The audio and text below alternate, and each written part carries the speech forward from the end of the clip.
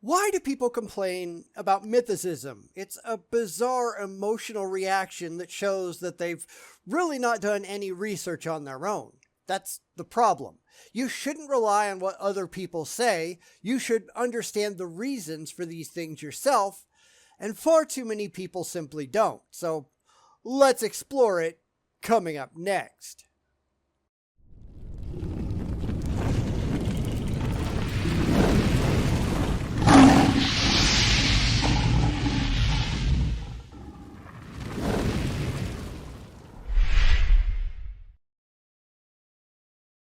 A while back, I made a video where I questioned the existence of Jesus, and there were a bunch of people in the comments that said, "Oh, you're a mythicist," as if there's anything wrong with that.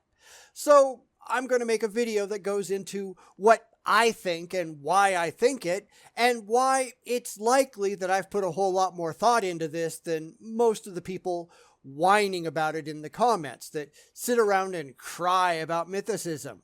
They're doing that for emotional reasons, not intellectual ones. And the only thing that matters is the evidence. And for a real, historical, verifiable Jesus, sorry, but there just isn't any. It's really funny watching people freak out every time the idea of mythicism comes up.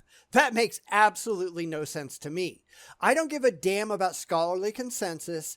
I care about truth. I care about fact. I care about evidence. It doesn't matter how many people agree with a thing.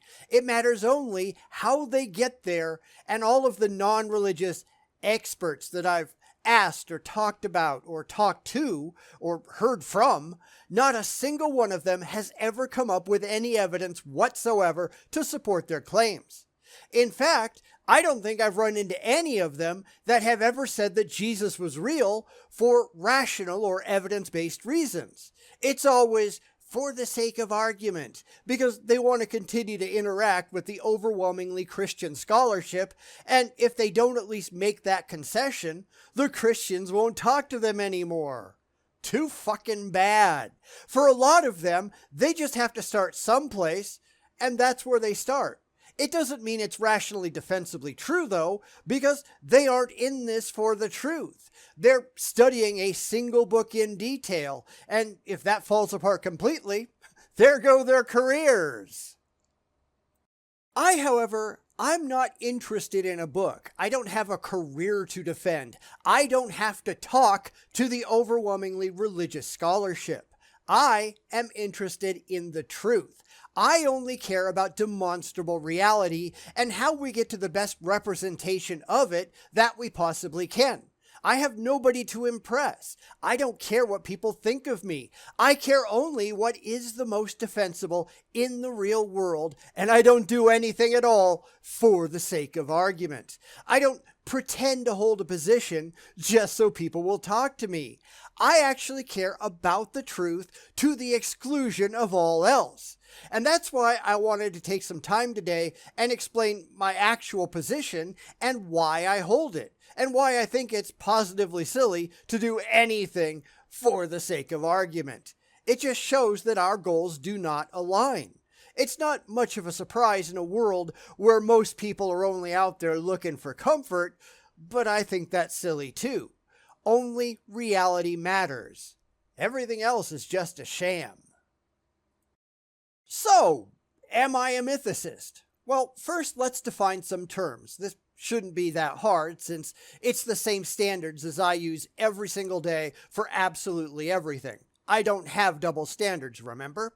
If you are faced with a question or a claim, there are three possible responses that you can have to it. First, you can say, "I believe that you are right." Whatever the claim is, I don't care, it doesn't really matter. You accept it as stated, full stop. Next, you can say, "I believe that you are wrong. I reject your claim as false. I think you're full of it." Both of these positions, because they are positive claims, require corroboratory evidence as they are positive statements. All positive claims must be defensible. And there are people who will try to get around that by saying, "Well, in my opinion," but if you can't show that your opinion is based on something defensible, then what difference does it make? in my opinion, alien Elvis kidnapped my cat and took it to Schenectady. What's that based on? Nothing. So why should we take you seriously? So if I ask you what you believe and why, and it's the why part that's the most important, that's what I want to know. How do you defend your belief? And I don't give a shit about your opinion.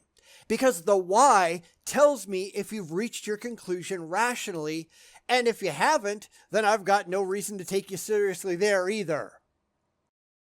The third option is, I don't believe you. I'm not saying that you're right. I'm not saying that you're wrong. I'm saying that the evidence that you have offered, if there is any offered at all, is insufficient to convince me one way or the other. This is, of course, the very basis of atheism. We're not saying that the religious are wrong. They just haven't convinced us that they are right. And since they're the ones making the positive claims, that rests entirely on their shoulders to back it up. I have no burden of proof whatsoever because I am making no positive claims. I'm not saying you're wrong. I'm saying I don't buy it. What have you presented to me that would convince me? And if you haven't presented anything to me that has convinced me or that could convince me, then I have no reason to believe you. You have to do better. When it comes to the historicity of Jesus or most other claims about religions, I fall squarely into that camp. You have provided insufficient evidence to convince me that you have any idea what the hell you're talking about. Remember, I don't care how my beliefs make me feel. I care only if they are demonstrably real. And for any of these supernatural claims in any religion, the burden of proof, at least in my personal opinion, because I'm the one that has to be convinced, that has not been met. That goes for Jesus too. All we have are stories told in a book of mythology, stories that don't agree with each other, showing clear signs of a gigantic game of telephone and an absurd amount of bias by the anonymous authors. Everything in the Bible about Jesus, in fact about most things, are just claims. Before I will accept any claim, I need to see the independent evidence that supports it, that shows that it actually happened, and there simply isn't any in this instance. Not one single element of the Jesus tale can be backed up outside of the Bible, with independent, verifiable evidence that anybody can study without having to believe in it first. Until we reach the point that something can be demonstrated, I'm not going to be convinced.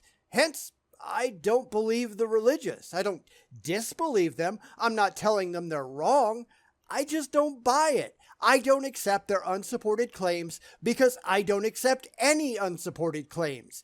Belief is a positive assertion about a thing, and I'm taking no positive stances on anything that I have not been rationally convinced is true.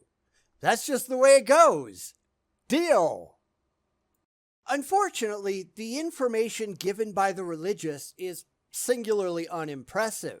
It's just a desperate scramble to reach the things that they accept on faith, and I find faith, all faith, to be positively absurd.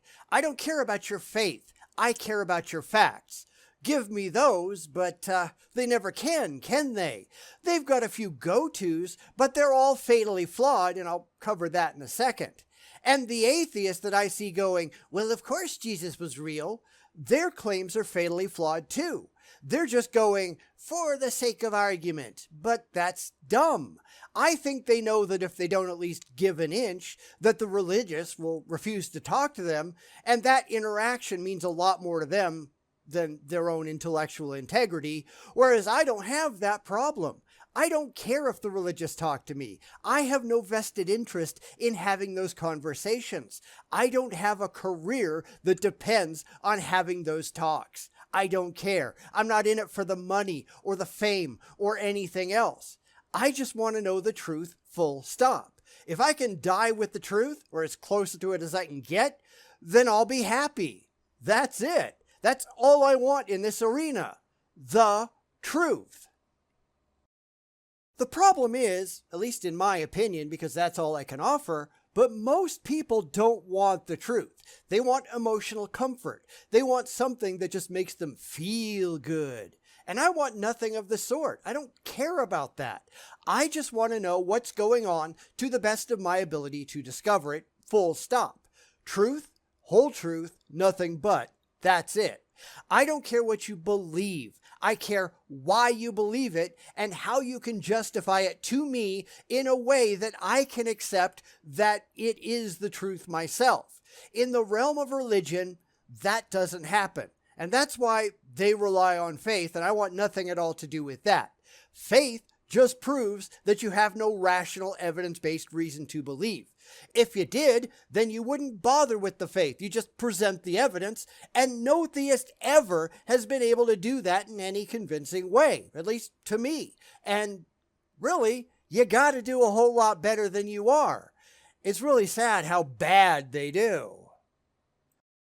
So, I have not been convinced that a real Jesus ever existed, and let's be honest, they can't even define what it is they mean by Jesus.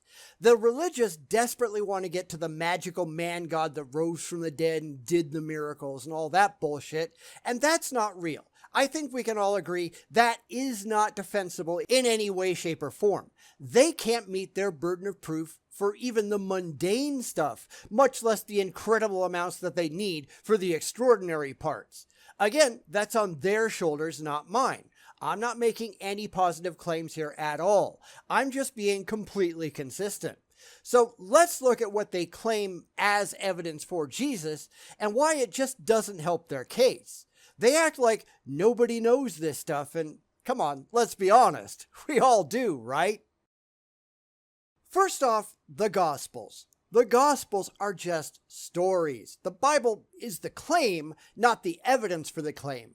Any actual evidence has to come from outside the Bible and corroborate the Bible. Now, we know the Gospels were written anonymously, meaning we've got no reason whatsoever to suppose they came from eyewitnesses. We can't prove they didn't, but they're sure the hell not written like they were. In fact, all of the Gospels were written in third person, not as a personal account of someone who was actually there. They are not relating history. They are telling a story. Of course, the religious have plenty of bald rationalizations to explain that away. And I don't care about your excuses, I care about your facts. Each gospel was written in Greek, which is a language that most of the supposed disciples would never have known, and each has its own audience that it's trying to reach. They are telling different tales that take directly from those that came before, often verbatim, which is certainly not the hallmark of an actual eyewitness account. If you were there, you don't need to crib off anybody else. In the Bible, Paul, who wrote first, never referred to Jesus as a real person. It was always an ethereal spook. It was something that lived in the sky and talked to people in dreams. That's not impressive, and it does absolutely nothing to lend credence to the existence of a real human Jesus. You don't get that until Mark, although keep in mind, we've got no clue who actually wrote Mark because the names weren't stapled on until the time of Papias in the 2nd century. Keep in mind that Papias was not reliable. In fact, I think it was Eusebius who called Papias a moron and said, don't trust him. He had a very questionable relationship with the truth. So believing Papias for just about anything is highly doubtful because he was an idiot. Mark was written no earlier than the late 60s or early 70s CE. By then, there were certainly stories circulating in a giant game of telephone, but that doesn't make any of it true. Remember, we have stories of Elvis being alive and sightings being made on the very same day that he was being buried. You'll hear Christians saying, well, it couldn't have happened that fast. And that's your proof right there that it can, and it does. Apparently, Elvis is still out there someplace. We have numerous examples just in the modern world of stories that percolated across the population, and at least some percentage of the population believed it. Now, keep in mind, we are generally more rational and skeptical today than they were back then, although if you look out there sometimes, that's kinda hard to believe. Back in the 1st century, you had people who were desperately looking for a messenger from God to drive the Romans away and make the Jews an important part of the world. We know there were tons of apocalyptic preachers running around Palestine claiming to be the Messiah. There were accounts in the Bible. Josephus records others, etc., etc. The Jesus story is just one of those that made it to the big time. That doesn't make it true.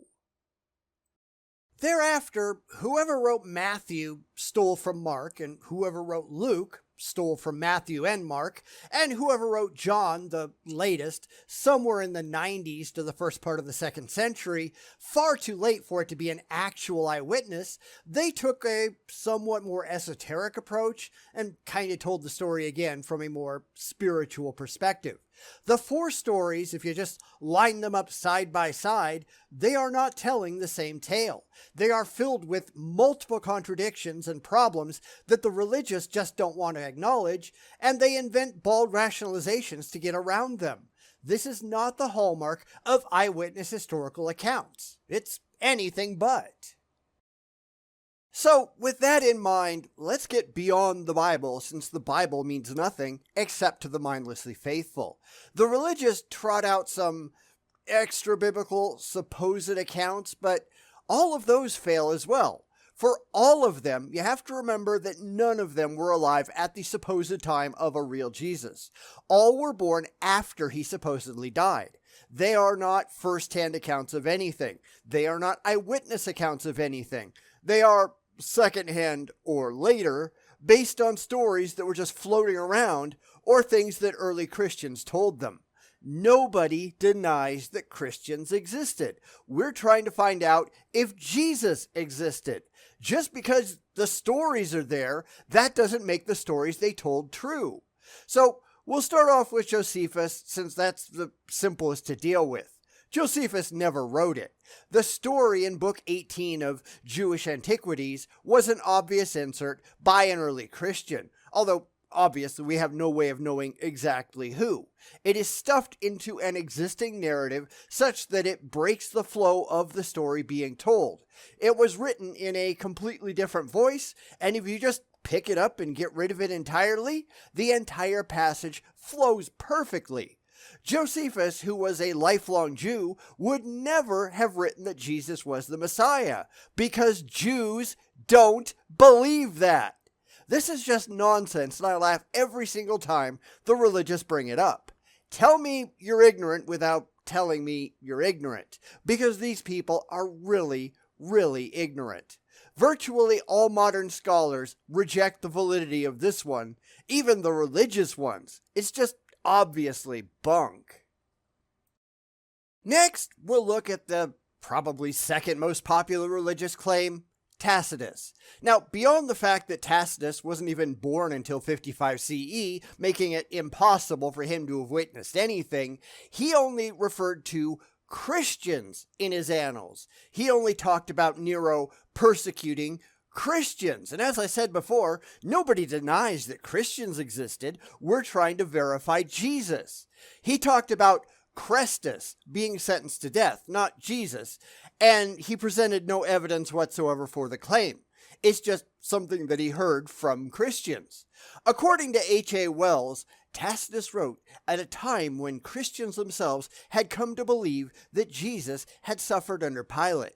These are 3 reasons for holding that Tacitus here is simply repeating what Christians had told him. First, he gives Pilate a title, procurator, without saying procurator of what, which is current only from the second half of the 1st century. Had he consulted archives which recorded earlier events, he would surely have found out that Pilate was designated by his correct title, prefect. Secondly, Tacitus does not name the executed man Jesus. He uses the title Christ, Messiah, as if that were the proper name. But he could hardly have found in archives a statement such as, "The Messiah was executed this morning." Third, hostile to Christianity as he was surely glad to accept from Christians their own view that Christianity was of recent origin, since the Roman authorities were prepared to tolerate only ancient cults. And this all comes from the Ancient Evidence for Jesus on page 16. So yeah, I'm not at all impressed by that one either. Now, we could go through a few other mentions, but they all suffer from the exact same problems. Nobody who was demonstrably alive at the same time as the supposed Jesus, and no one who could have been an eyewitness to anything ever wrote it down.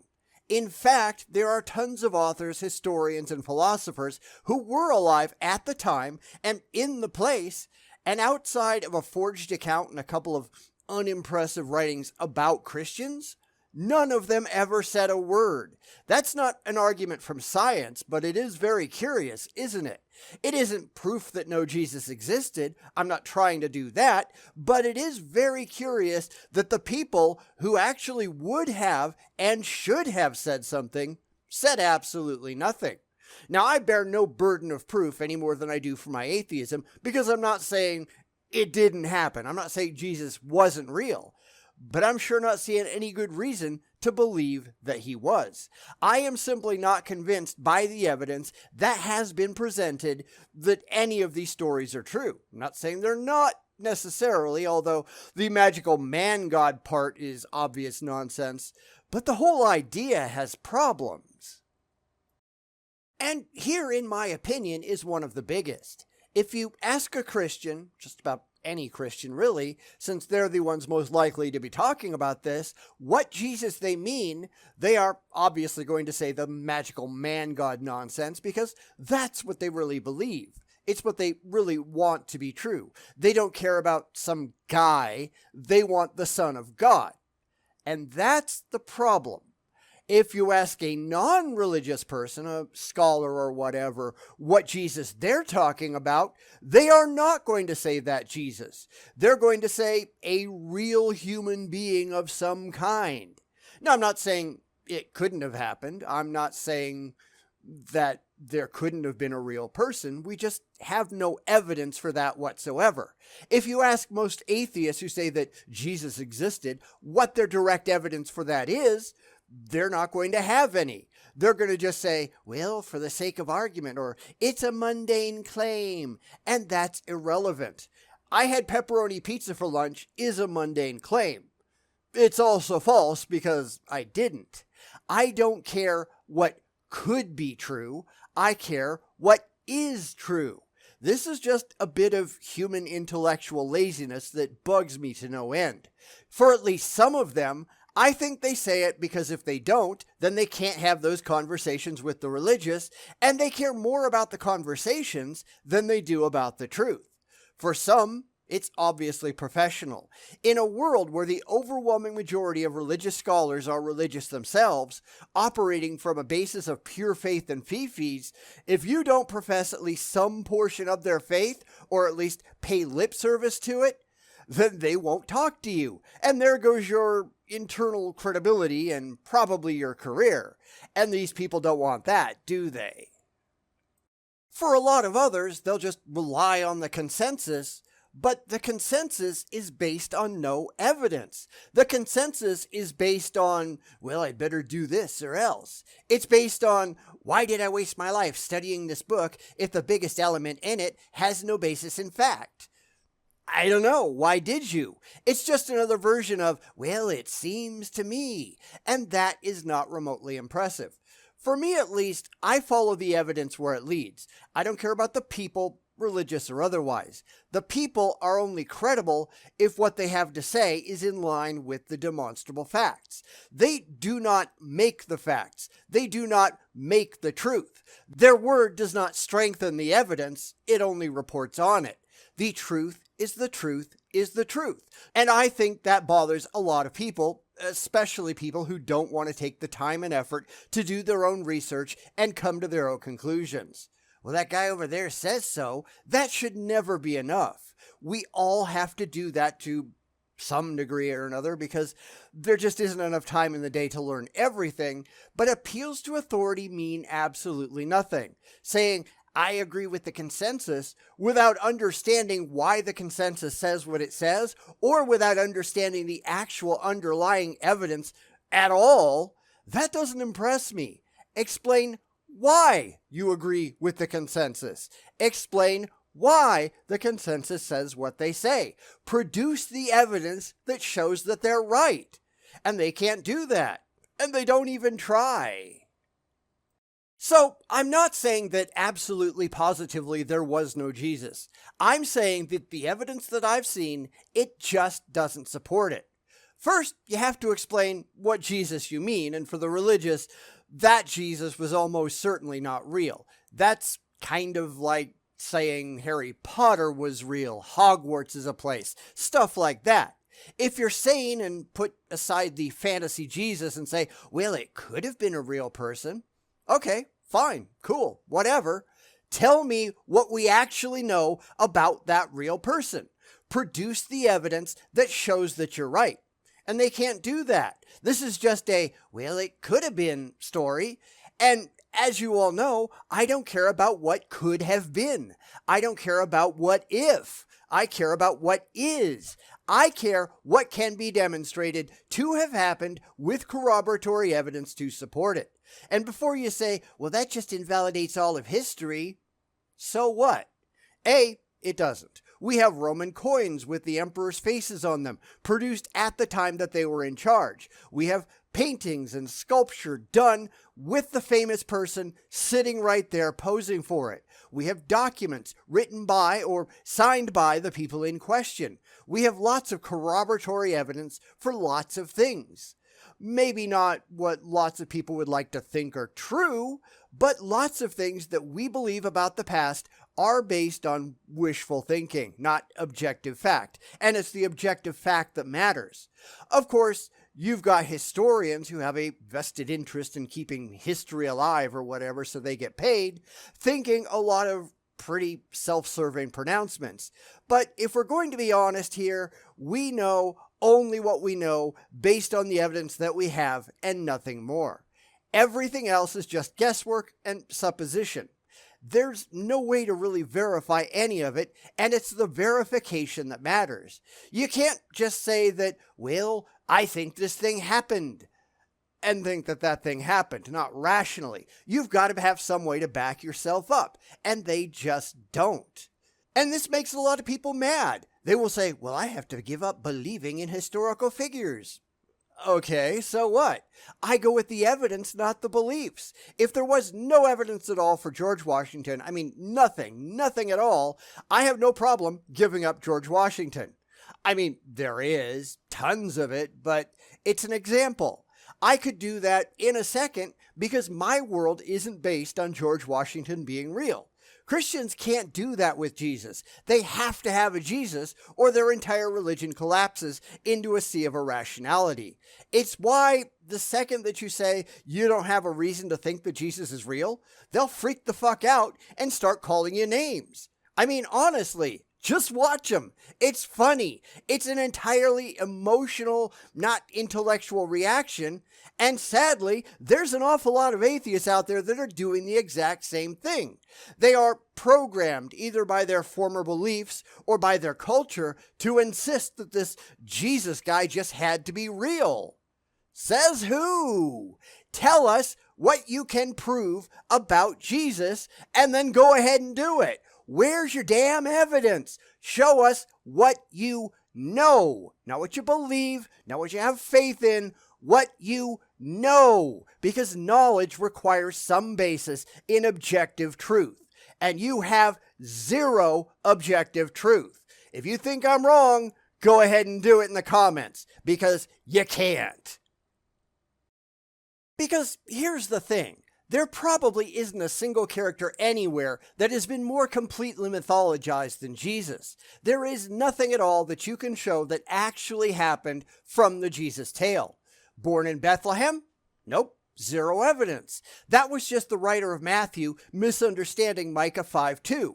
The writer of Matthew did that a lot. He just grabbed stuff out of the Jewish scriptures so that it would sound more credible to Jews in the first century. But that doesn't mean any of it ever happened. Crucified? Says who?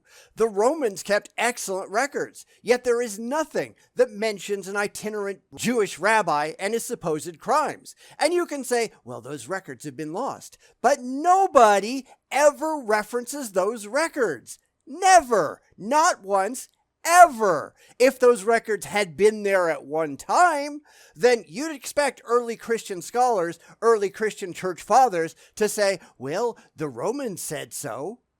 But that doesn't happen, does it? Because it never happened. That's what the evidence says. Tons of other mythic Messiah figures were also put to death. Some were even crucified and rose again from the dead. But that doesn't mean it actually happened in this instance. And the religious love to say that. Well, yeah, there's a lot of stories about others doing it too, but Jesus really did. Yeah, prove it. Stop being an idiot.